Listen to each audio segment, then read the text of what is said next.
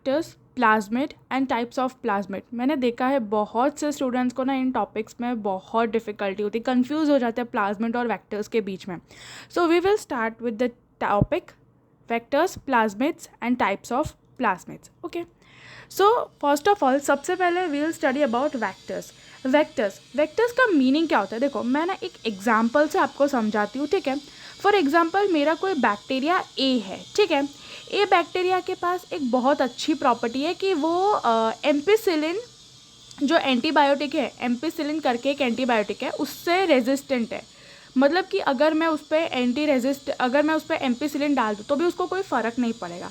और मेरा जो बी वाला बैक्टीरिया है, मेरे बी वाले बैक्टीरिया में ये प्रॉपर्टी नहीं है, तो मैं चाहती हूँ कि मैं ए वाले बैक्टीरिया में से ये प्रॉपर्टी बी वाले में डाल दूँ। ऐसा नहीं कि ए वाले का जो ये जीन है उसको उठाकर बी में डाल दूँ, नहीं। लेकिन मैं क्या करूँगी ना कि जो ए वाला है उसके जीन को थोड़ा सा ले लूँगी, ठीक है, उसको कॉपी करूँगी और उसको कॉपी करके फिर बी वाले बैक्टीरिया में डालूँगी। तो किसकी मदद से डालूँगी? ऐसे हाथ से उठाकर तो नहीं डाल सकती, तो उसके लिए I will use vectors. Vectors क्या होता है? Vectors are the synthesized DNA molecules used to carry and transfer specific genes. अगर मुझे कोई जीन इस ए बैक्टीरिया का बी में ट्रांसफ़र करना है तो मैं हाथ से उठाकर नहीं डाल सकती, आई नीड वैक्टर्स। वैक्टर्स क्या होता है? जो लेबोरेटरी में मैंने डीएनए मॉलिक्यूल्स सिंथेसाइज किए होते हैं उसे हम वैक्टर्स बोलते हैं, ठीक है। Okay, now next topic is plasmid. Plasmids क्या होते हैं? देखो, plasmids are the circular DNA molecules in bacteria, ठीक है। देखो जब आपने बैक्टीरिया का स्ट्रक्चर पढ़ा होगा तब आपने माइटोकॉन्ड्रिया पढ़ा होगा, प्लाज्मिड्स पढ़ा होगा। Plasmids are the extra chromosomal DNA, ये पढ़ा होगा, ठीक है। मतलब अगर प्लाज्मिड हो तो अच्छी बात है, प्लाज्मिड ना हो तो कोई फ़र्क तो नहीं पड़ेगा, लेकिन हो तो अच्छी बात है, ठीक है। तो मैं क्या करूँगी ना बेसिकली कि मैं एक बैक्टीरिया में से प्लाज्मिड उठाऊँगी, ठीक है। उस प्लाज्मिड को ना मैं एज अ वेक्टर यूज़ करूँगी। क्यों मैं उस प्लाज्मिड को एज अ वेक्टर यूज़ करूँगी? कैसे? मेरा प्लाज्मिड है वो नॉर्मल है, उसकी क्या क्या प्रॉपर्टीज़ होती है? सबसे पहले तो वो डबल स्ट्रैंडेड होता है, ठीक है, सर्कुलर होता है, ठीक है, सेल्फ रेप्लिकेटिंग होता है। अगर मैंने प्लाज्मिड को इस ए वाले बैक्टीरिया से उठाकर बी वाले बैक्टीरिया के अंदर डाल दिया तो उससे कोई भी कष्ट लेने की ज़रूरत नहीं, वो अपने आप रेप्लिकेट होगा, अपने आप प्रोटीन्स बनाएगा और वो प्रोटीन्स अपने आप अपना जो है वो काम करेंगे, ठीक है। तो मैं क्या करूँगी ना, प्लाज्मिड को बैक्टीरिया से बाहर निकालूंगी, उसे वेक्टर की तरह बनाऊंगी कि वो वेक्टर की तरह फंक्शन करे। वेक्टर की तरह फंक्शन करे मतलब मेरा जो ये ए बैक्टीरिया है उसके अंदर से जो भी मेरा डिज़ायर्ड जीन है वो ये प्लाज्मिड उठाए, और ये प्लाज्मिड और ये जो मेरा डिज़ायर्ड जीन है वो दोनों मिलकर मेरे बी वाले बैक्टीरिया में जाए, ठीक है। तो मैं बेसिकली क्या कर रही हूँ कि प्लाज्मिड जो नॉर्मली किसी भी बैक्टीरिया के अंदर प्रेजेंट होता है, किसी भी माइक्रो ऑर्गेनिज्म के अंदर प्रेजेंट होता है, मैं उसको वेक्टर बना रही हूँ, ठीक है। तो इससे हम क्या समझ पाते हैं कि हम प्लाज्मिड्स को वेक्टर बनाते हैं। तो अब आई गेस आपको प्लाज्मिड और वेक्टर का डिफरेंस समझ आया होगा, ठीक है। ओके, प्लाज्मिड की सबसे बेस्ट प्रॉपर्टी क्या होती है कि वो सेल्फ रेप्लिकेटिंग होता है। मतलब वो खुद रेप्लिकेट कर सकता है, उसे किसी चीज़ की, उसको माइटोकॉन्ड्रिया की ज़रूरत नहीं है, उसको राइबोसोम की ज़रूरत नहीं है, वो खुद अपने आप रेप्लिकेट कर सकता है, ठीक है। प्लाज्मिड टर्म कौन लाया था? ये हमारे जो चचा है जोशुआ लिडरबर्ग 1952 में ये प्लाज्मिड टर्म लेकर आए थे, ठीक है। They are also known as sex factors, conjugates, extra chromosomal replicons और ट्रांसफर फैक्टर्स, ठीक है। अब कॉपी नंबर देखो, कॉपी नंबर का बेसिक मीनिंग ये है कि अगर मेरा कोई बैक्टीरिया है, ठीक है, उसके अंदर जितने छोटे प्लाज्मिड होंगे उतने ही ज़्यादा नंबर में होंगे, ठीक है। और अगर मेरा कोई बैक्टीरिया जिसके अंदर बड़े साइज के प्लाज्मिड होंगे तो उनका नंबर उतना ही कम होगा। So these are basically the plasmids, ठीक है। Now taking the topic types of plasmid, तो बेसिकली इस वीडियो में we'll study about 5 types of plasmid: F plasmid, R plasmid, col plasmid, tumour inducing plasmid, linear plasmid. Okay, starting with our very first F plasmid, जिसे हम fertility plasmid भी कहते हैं, ठीक है। फर्टिलिटी प्लाज्मिड और sex factors plays an important role in bacterial conjugation. देखो मैं आपको बताती हूँ, अब ये थोड़ा समझो। ये मेरा एक बैक्टीरिया है, ठीक है, मेरा ये बैक्टीरिया है वो एफ, उसके पास एफ, ये एफ प्लस स्ट्रेन है। मतलब क्या है कि इसके पास ना बेसिकली एफ प्लाज्मिड है, इसके पास एफ प्लाज्मिड है, ठीक है। और मेरे पास एक दूसरा वाला बैक्टीरिया है, जो F माइनस स्ट्रेन है, मतलब इसके पास जो F प्लाज्मिड है वो नहीं है, इसके पास F प्लाज्मिड नहीं है, ठीक है। तो ये F plus strain that is carrying F factor transfers the F factor to F minus strain. ये F प्लस प्लाज्मिड क्या करेगा, ये मतलब ये जो बैक्टीरिया जिसके पास F प्लस प्लाज्मिड है वो क्या करेगा ना, उसका प्लाज्मिड उठाकर F माइनस को देगा।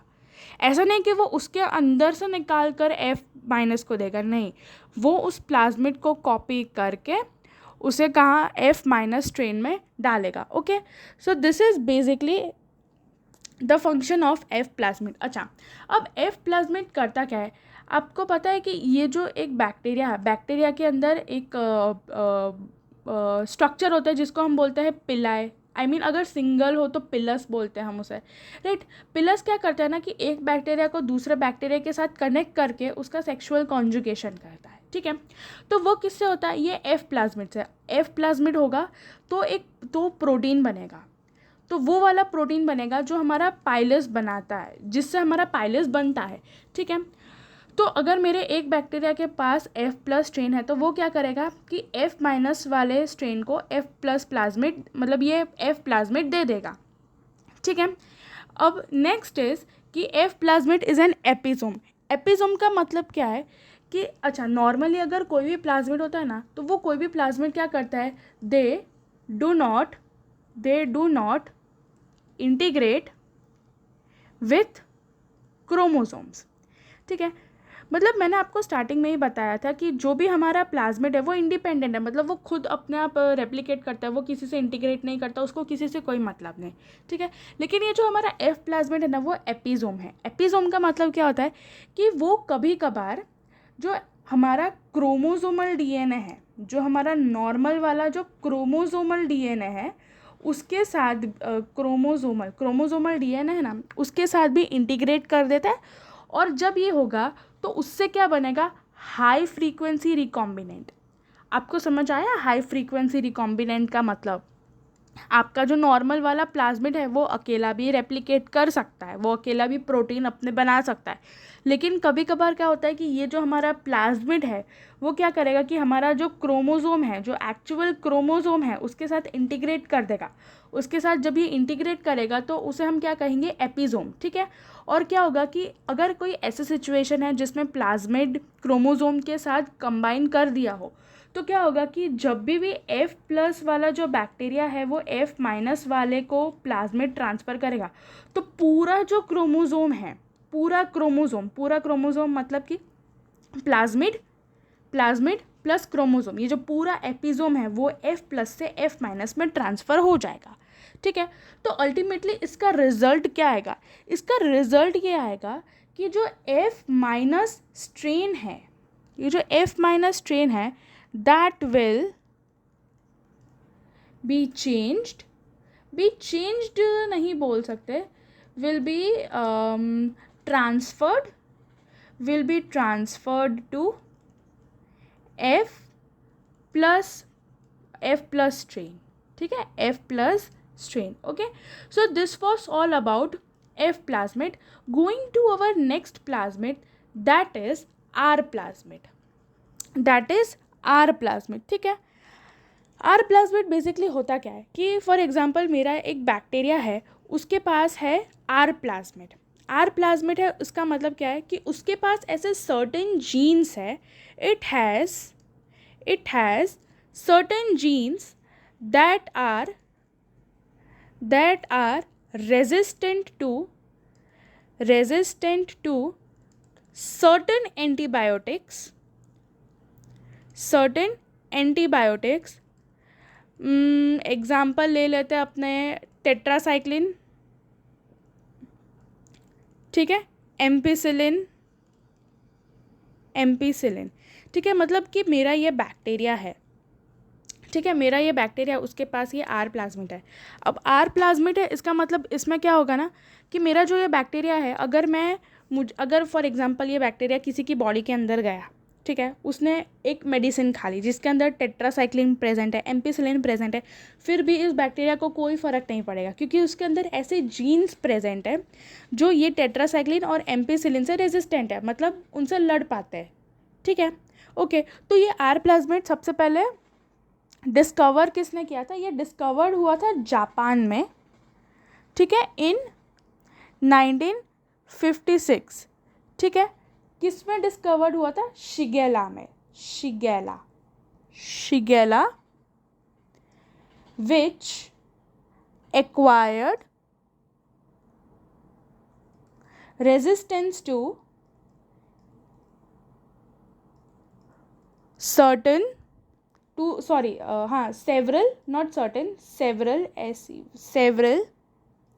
drugs in a single step through R transfer, R plasmid transfer. देखो इसका सिंपल सा मीनिंग क्या है कि ये डिस्कवर्ड हुआ था एक बैक्टीरिया के अंदर जिसका नाम है शिगेला के अंदर ये डिस्कवर्ड हुआ था। ठीक है, क्या हुआ था बेसिकली कि साइंटिस्ट ने क्या किया था ना कि एक एंटीबायोटिक रेजिस्टेंस बैक्टीरिया लिया होगा। ठीक है, उन्होंने क्या किया, उसका जो जीन है वो उठाकर कहाँ डाल दिया? शिगेला के अंदर। ठीक है, ये क्या है हमारा शिगेला, इतना गंदा नहीं होता है बट ठीक है, शिगेला के अंदर उसका जीन्स डाल दिया। उसके बाद क्या हो रहा है कि जो ये हमारा शिगेला है वो अगर एक ही स्टेप मतलब मैंने एक ही बार उसका जीन ट्रांसफ़र किया शिगेला के अंदर और उसे बहुत सारे सेवरल ड्रग्स से रेजिस्टेंस मिल गए। ठीक है, मतलब बहुत सारे एंटीबायोटिक से रेजिस्टेंट हो गया ये। ठीक है, अब ये जो आर प्लाज्मिड है ना उसके 2 पार्ट्स होते हैं। ठीक है, सी आर प्लाज्मिड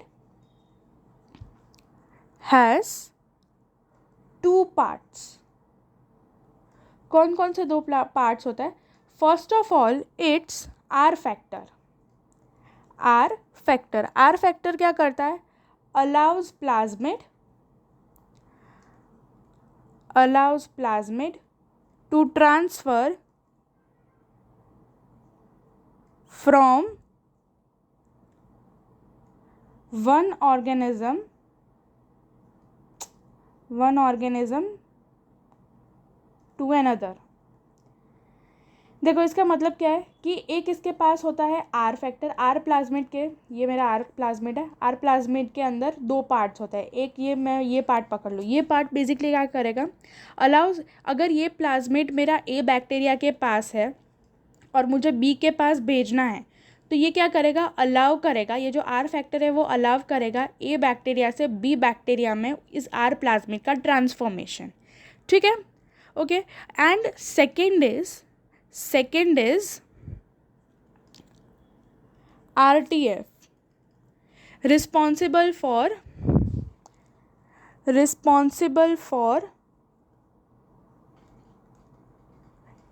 एंटीबायोटिक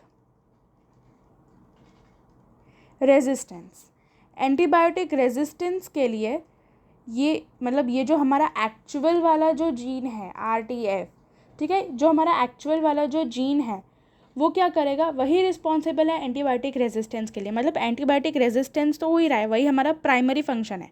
लेकिन सेकेंड जो एक बैक्टीरिया से दूसरे बैक्टीरिया या एक ऑर्गेनिज्म से दूसरे ऑर्गेनिज्म में ट्रांसफ़र हो रहा है वो किसकी हेल्प से हो रहा है? आर फैक्टर की हेल्प से। ठीक है, going to our next plasmid that is col plasmid.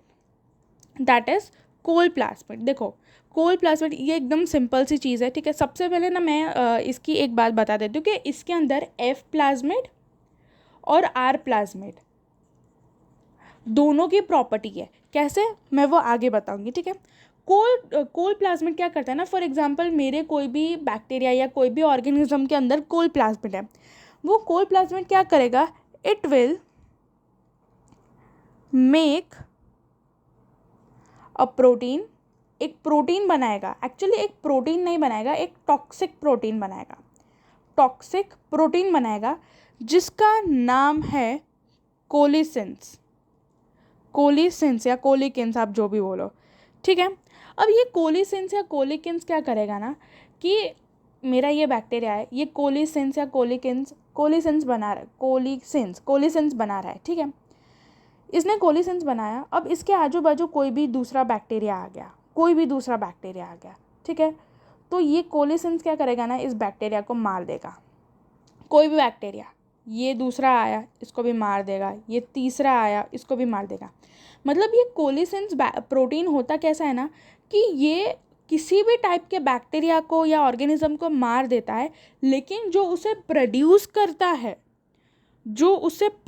करता है उसे नहीं मारेगा, ठीक है। This kills all bacteria but not the one producing them, ठीक है। अब ये किस में मिला था? So this was found in Shigella, ठीक है। एक शिगेला में मिला था, एक सैल्मोनेला में मिला था, ठीक है। नाउ अब इसकी ना, हाँ भी मैंने आपको स्टार्टिंग में बताया था कि इसकी दो प्रॉपर्टी है, एफ प्लाज्मिड जैसी भी और आर प्लाज्मिड जैसी भी।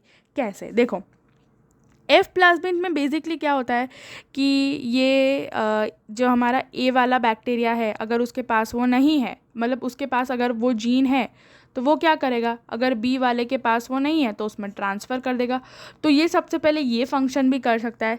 सेकेंडली हमारा जो आर प्लाज्मिड था वो कैसा था? एंटीबायोटिक रेजिस्टेंस जीन्स थे उसके पास, antibiotic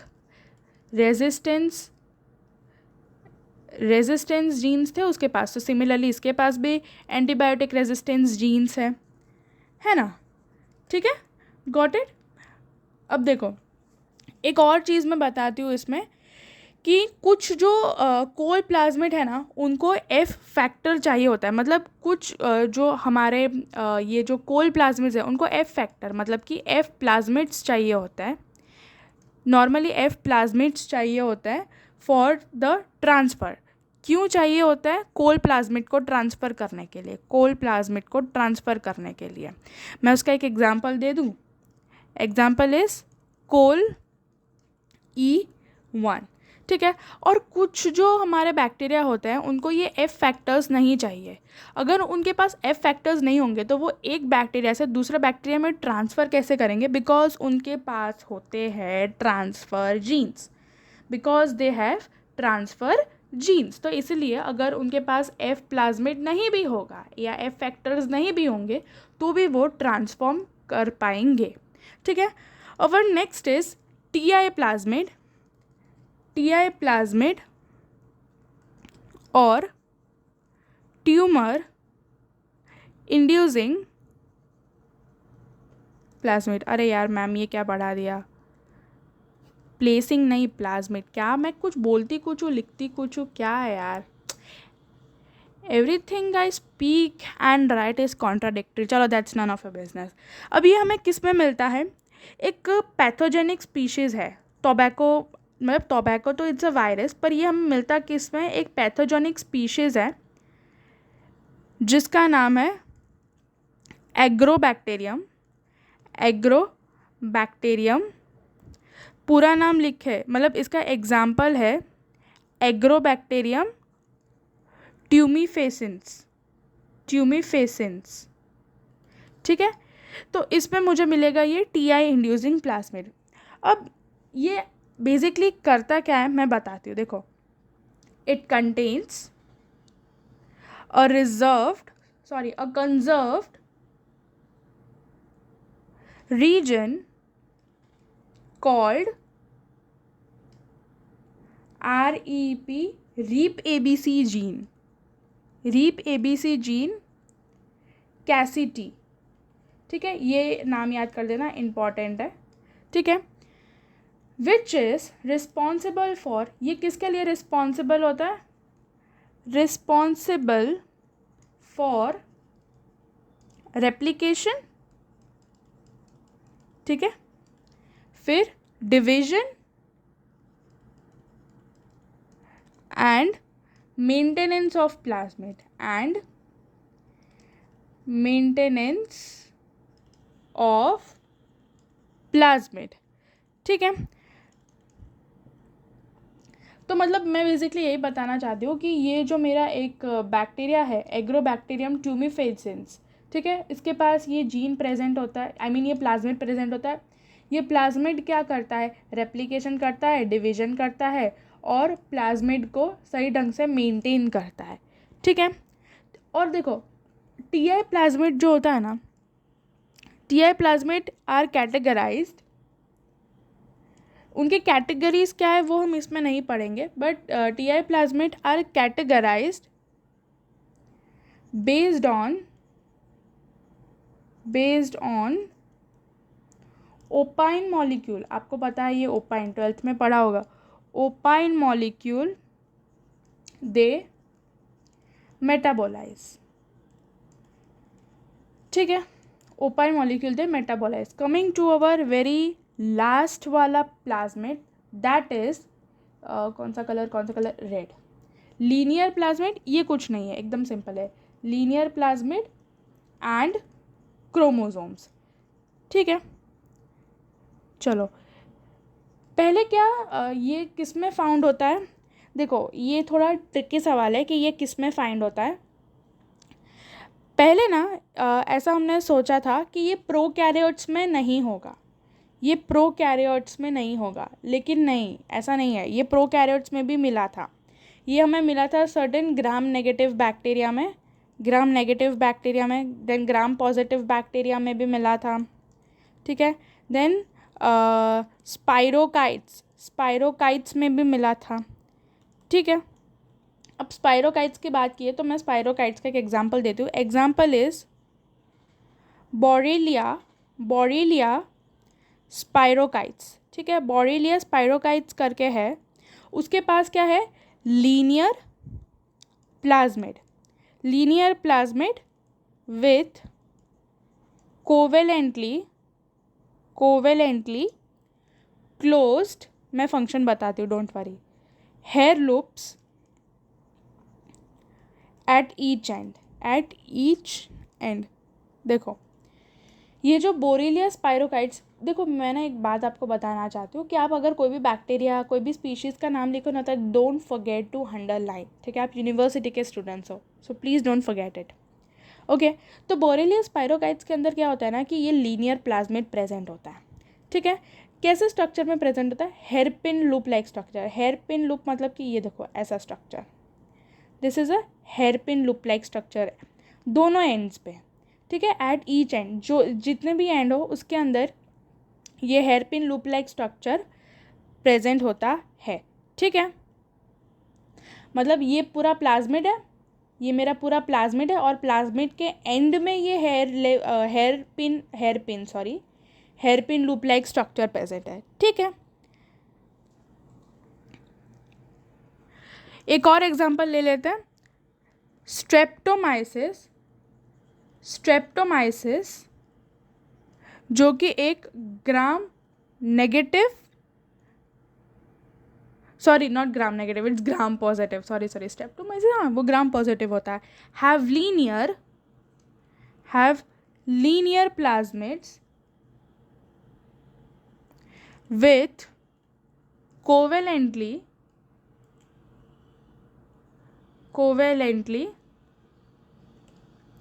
attached proteins at ends। ठीक है, उसमें हेयरपिन लूप लाइक स्ट्रक्चर था, इसमें नॉर्मली जो आपका बैक्टीरिया है ग्राम पॉजिटिव, उसके एंड में प्रोटीन्स प्रेजेंट है। अच्छा, अभी ये जो मेरा प्रोटीन प्रेजेंट है उसका फंक्शन क्या है, ये जो मेरा लीनियर प्लाज्मिड है ना, लीनियर प्लाज्मिड को ये प्रोटीन क्या हेल्प करता है, it helps in its stability. ठीक है, इसकी स्टेबिलिटी में हेल्प करेगा। सेकेंडली रेप्लिकेशन में हेल्प करेगा। ठीक है, और thirdly and the most important thing is it will prevent degradation of plasmid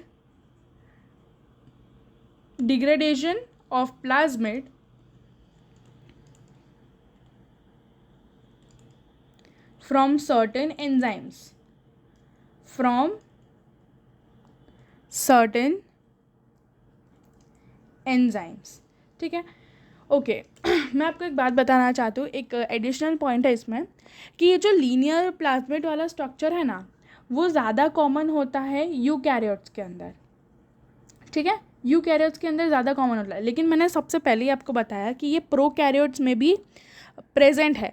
तो इससे हमें मतलब एक क्या हिस्ट्री में क्या हुआ था, पहले क्या हुआ था एंशिएंट टाइम में, वो हमें एक आइडिया आ रहा है कि जो प्रोकैरियोट्स और यूकैरियोट्स हैं, इनके बीच में सर्टेन जो जेनेटिक मटेरियल है उसका एक्सचेंज हुआ था।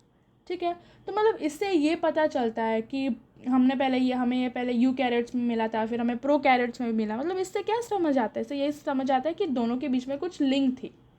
ठीक है, जेनेटिक मटेरियल के बीच में कुछ लिंक थी। So with this we have completed our lecture. I hope आपको समझ आया हो। See if I had made any spelling mistake, I am sorry for that. Okay, चलो बाय।